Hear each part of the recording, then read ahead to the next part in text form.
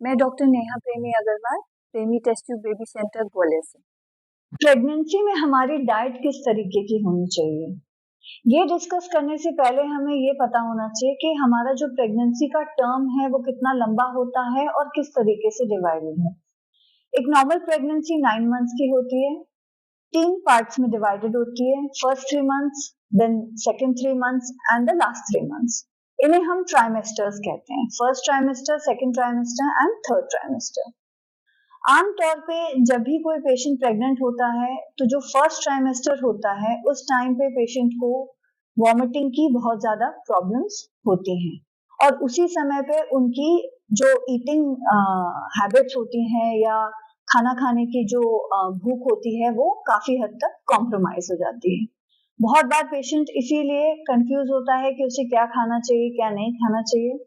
And otherwise भी एक healthy pregnancy के लिए और एक हेल्दी चाइल्ड के लिए क्या डाइट होनी चाहिए ये हमें मालूम होना चाहिए। तो फर्स्ट एंड फॉरमोस्ट मैं ये कहना चाहूंगी कि एनीथिंग होममेड, सारी घर में जो हम चीजें बनाते हैं वो सारी ही हेल्दी चीजों के अंतर्गत आती है, अनलेस एंड अनटिल वो बहुत ऑयली हो या बहुत शुगरी हो। First and foremost fruits and vegetables सबसे इंपॉर्टेंट पार्ट होता है एक हेल्दी डाइट का। एक सफिशिएंट मात्रा में फ्रूट्स खाना और हेल्दी वेजिटेबल्स, जो ग्रीन लीफी वेजिटेबल्स हैं वो खाना हमारे लिए बहुत फायदेमंद होता है। मेन चीज होती है डाइट में प्रोटीन। प्रोटीन हमें मिलता है दालों से या जैसे चने होते हैं, मूंगफली होती है, इस तरीके की चीजों से।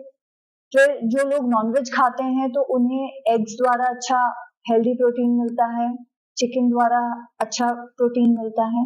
तो ये प्रोटीन सप्लीमेंट जो हमारे एक डाइट के फॉर्म में हम ले सकते हैं ये हमारे लिए बहुत बेनिफिशियल होते हैं, specially through out the pregnancy.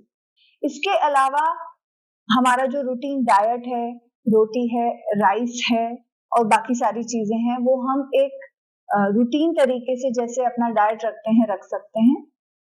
Basically pregnancy में डिवाइडेड तरीके से खाना खाना जाना ज्यादा बेनिफिशियल होता है। जो डाइजेशन होता है वो थोड़ा पुअर हो जाता है प्रेगनेंसी के दौरान, इसीलिए डॉक्टर सजेस्ट करते हैं पेशेंट को कि एक बार में ज्यादा खाने के बजाय वो डिवाइडेड मील्स लें, थोड़ा थोड़ा करके खाएं लेकिन ज्यादा बार खाएं, ना कि 3 मेन मील्स की तरह ही कंटिन्यू करें।